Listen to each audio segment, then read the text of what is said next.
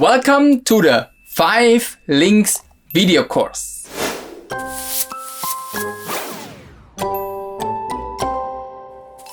I hope you found a great app for your smartphone and also know how to use it with the manual settings or with the locked settings. If you have a regular camera, I hope you can operate it manually now. We continue with the manual settings and enter the area of style and look related settings. The topic is depth of field.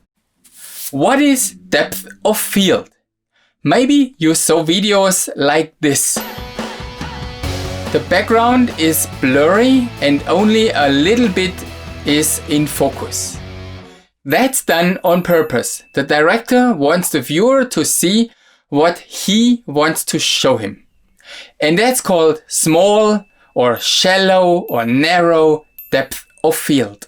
When everything is in focus like this, that's called wide or large or deep depth of field. You want that in landscape videos. But how to get these looks? Well, as always, in the description of this video, you find your 5 links to learn about depth of field.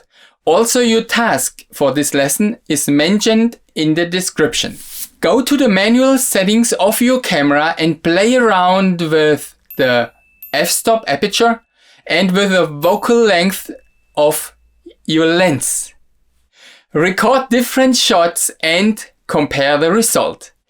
If you use a smartphone, you have a little bit harder time to get a shallow depth of field. There are just technical limits.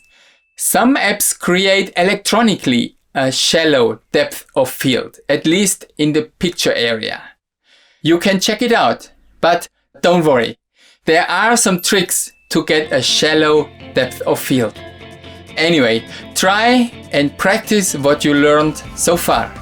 Feel free to comment, like and share this video, and please do the task.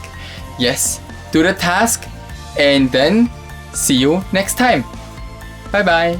Have fun watching this stuff and learn. It's really nice. You can get shallow depth of field.